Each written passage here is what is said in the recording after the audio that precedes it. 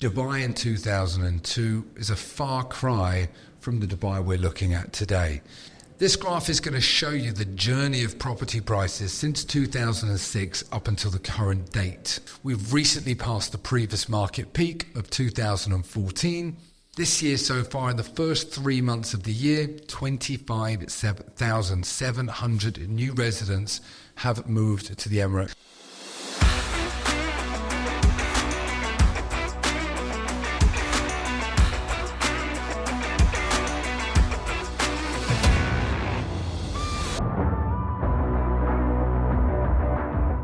Welcome everybody to the Talking Dubai podcast. My name's Chris. This is episode number 7. And guess what? Today, I'm all by myself, so I can say exactly what I want. We're at the beginning of April. We are at the end of Ramadan, okay? The holy month of Ramadan. By the time you listen to this, everybody would have had their Eid celebrations. Everybody would have had the best part of 9 days off. So I hope you've all had a wonderful time and wishing you a very blessed Eid Mubarak. Okay. Now, moving on. Being our 7th episode and being in a very interesting market in Dubai where property prices are at an all-time high, transaction levels are also at an all-time high. Records are being broken month on month. I've put together 7 points that look back a little bit at the history of Dubai, really where it's come from to where we are now, okay? One of the biggest questions that we get asked at the moment is, how much longer is this going to go on for? Now, nobody, in essence, really has the answer to that question. But it's very, very interesting if we look back at some of the events that have led to the market ups and the market downs to where we are today. I wanted to start with a very famous quote that many of you must have heard. "We will build and they will come." This is what Sheikh Mohammed bin Rashid Al Maktoum famously stated in 1994. That was 40 years ago. This reflects Sheikh Mohammed's visionary leadership and his commitment to very, very ambitious development projects and growing this incredible emirate. Now, if we look a little bit back, let's start at the early 2000s. 2002 is where Dubai opened the doors for foreign investment, okay? We had we had a population of approximately 1.2 million people in 2002. Now, with the boom into the 2020s, population is now sitting just over 3.7 million people, okay? Driven by factors such as economic opportunities, lifestyle amenities, and obviously huge cultural diversity. I just want to spend a few moments just talking a little bit about Dubai. Some of us are already calling Dubai home. Some of us do not live here but are thinking about calling Dubai home. Some of us know a little bit about the history, some of us don't. Now, look, Dubai holds a prominent position on the global stage, particularly as a hub for trade, finance, tourism, and innovation. It's situated on the southern coast of the Persian Gulf, and it is one of the 7 emirates that make up the United Arab Emirates. Dubai over the past few decades has undergone a remarkable transformation from a small fishing village to a thriving metropolis known for its stunning skyscrapers, luxurious resorts, and ambitious development projects. From an economic standpoint, Dubai continues to be a key player in the global market. Its strategic location has made it a crucial trade and transportation hub, connecting the east and the west. The city's world-class infrastructure, including the Jebel Ali port, one of the largest man-made ports in the world, and the Dubai International Airport, one of the busiest airports globally, further solidify its status as a major commercial centre. Dubai's economy is diverse, with sectors ranging from finance, real estate, tourism to technology and logistics. The Emirate has positioned itself as a centre for innovation and entrepreneurship, attracting businesses and investors from all around the world. Initiatives like Dubai Internet City and Dubai Media City have fostered a thriving ecosystem for technology and media companies, contributing to Dubai's reputation as a regional tech hub. And in terms of tourism, Dubai is renowned for its iconic landmarks such as the Burj Khalifa, the world's tallest building, and the Palm Jumeirah, the iconic man-made island in the shape of a palm tree. The city offers a plethora of attractions, from luxurious shopping malls to pristine beaches and cultural sites, and a vast array of entertainment options, truly making it a magnet for tourism, for tourists seeking both leisure and business opportunities. Dubai's leadership continues to prioritise innovation and sustainability. This was underpinned by Expo 2020, which hosted 24 million visitors from 192 countries over a 6-month period. Now, post-Expo, Dubai has witnessed another dramatic surge in population, visitor numbers, government-led initiatives such as linking residency visas to property ownership, and the introduction of the 10-year golden visa, retirement visas, and most recently, the introduction of VAT and corporate tax. Dubai is no longer a transient city. Its place as a multicultural, diverse, safe, sunny, fun, and forward-thinking global leader has well and truly been cemented. Now, this is the Talking Dubai Property podcast, and all of this is made for a very exciting journey for property in the Emirates so far. Like with all property markets, there have been ups and downs. We've recently passed the previous market peak of 2014, and with over 100,000 new residents moving to Dubai in 2023, and that has also showed no signs of slowing. This year so far, in the first 3 months of the year, 25,700 new residents have moved to the Emirate in the first 3 months.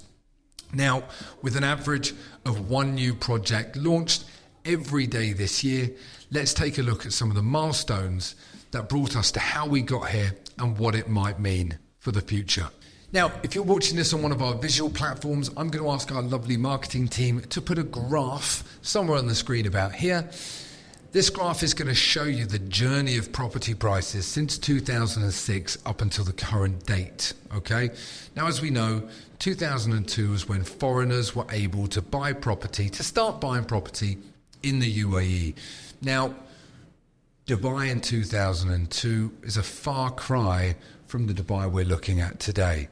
I mean, if you think about this, some of the first key major projects were government-led projects such as Dubai Marina, Jumeirah Beach Residence, the Palm Jumeirah. These are some of the projects that really started off Dubai, and they were shouting from the rooftops. They were iconic projects that had not really been seen in a lot of other places in the world, or if they had been, Dubai just took it to a completely another level for, on a scale perspective.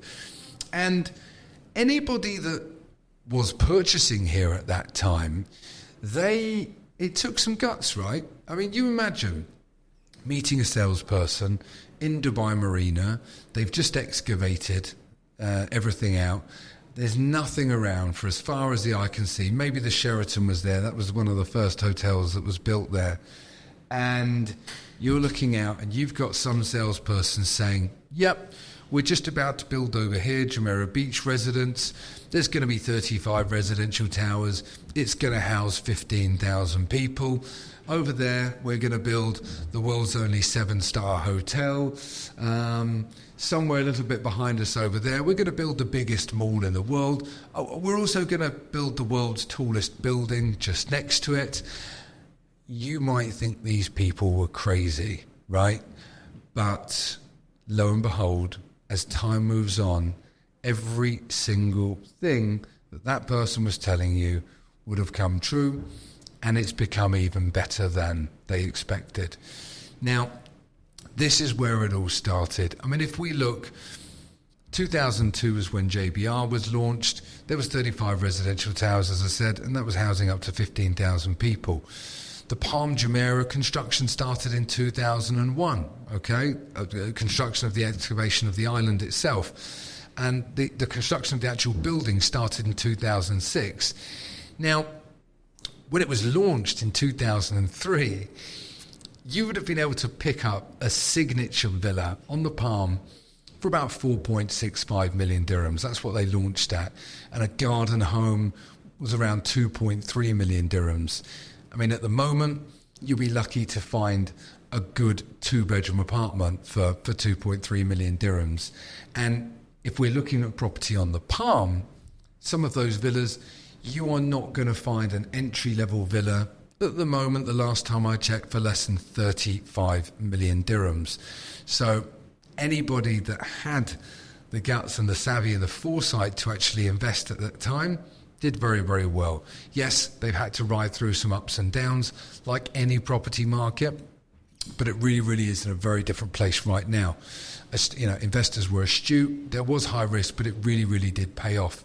Now, after the boom, up until 2008, then we know there was a global financial crisis. This didn't just affect Dubai, it affected every country in the world and property prices globally, with the Lehman Brothers collapsing and the financial markets diminishing.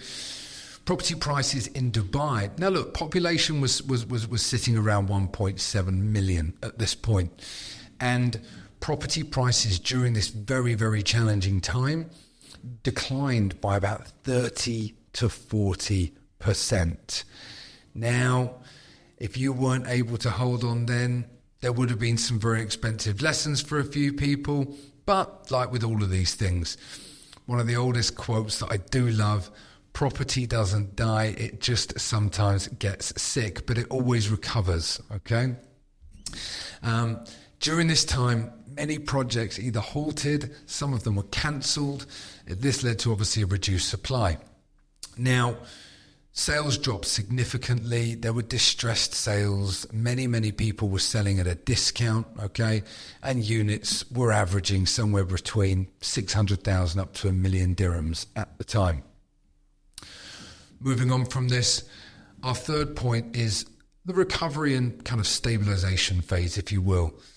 2010 up to 2014. Populations continue to steadily increase. Population is now sitting at around 2.1 million residents in 2010.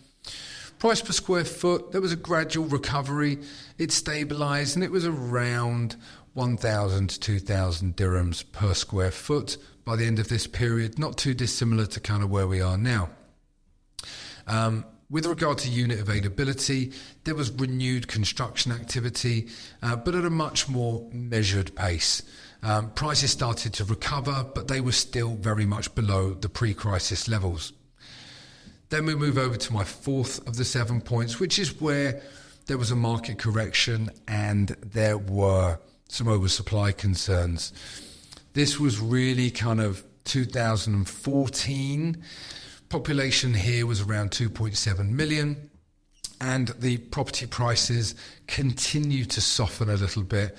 There was oversupply concerns. Developers were launching a reasonable amount of property, particularly in the residential sector, leading to some buildings having fairly high vacancy rates. Okay, average unit prices further adjusted downwards. This is where the developers started offering various incentives to attract buyers and tenants. Some of these incentives included post-completion payment plans to land registry waivers.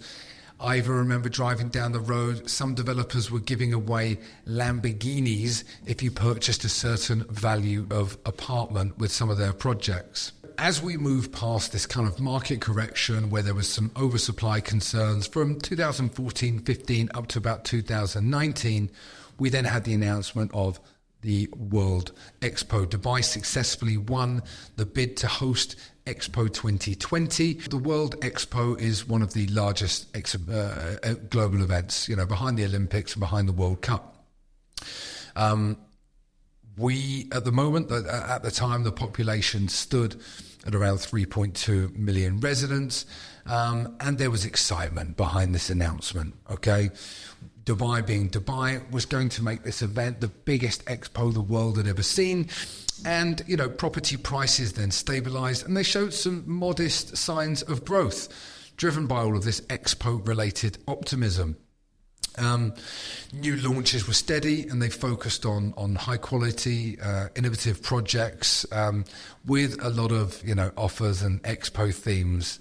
There was a slight increase in prices, as we say, and demand obviously picked up as well. Then, in and amongst all of this positivity, we were hit with COVID-19. And again, this was something that didn't just affect Dubai, it affected the whole of the world. Everybody remembers those lovely lockdowns. It was bizarre, it was surreal. We remember seeing the images of all of the global cities around the world with not a single person or a single car in sight. Nobody really knew what the future held, right? Now, at this time, the population of Dubai was sitting around 3.4 million people. And Dubai had already been through a slow and steady pricing correction from 2014 to 2015, with a little bit of a peak, a little bit of obviously an uptick when the expo was announced. When COVID came in, property prices obviously continued to decrease to what turned out to be an all-time low.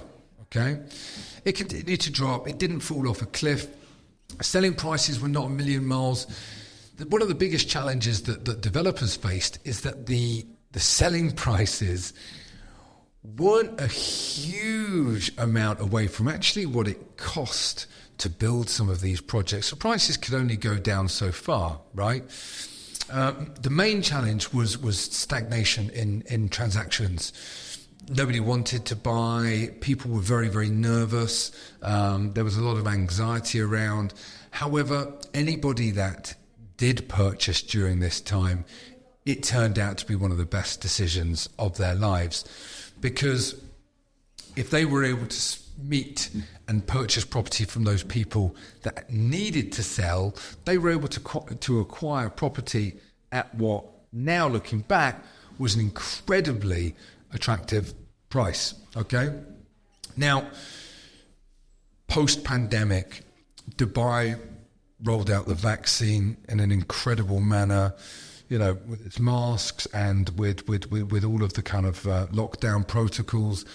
Dubai bounced back faster than any country really in the world, and that meant that all eyes were on Dubai, and that led to a migration, first of all, with lockdown in various different countries. People couldn't work, right?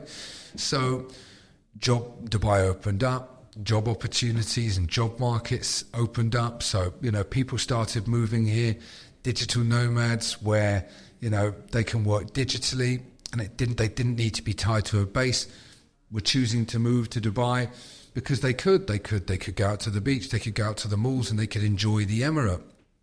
And shortly after that, obviously, as Dubai was recovering, that was then, one of the next kind of flagship moments was the unfortunate Russia-Ukraine war, which obviously then again led to another influx of Russian and Ukrainian residents to the Emirate of Dubai.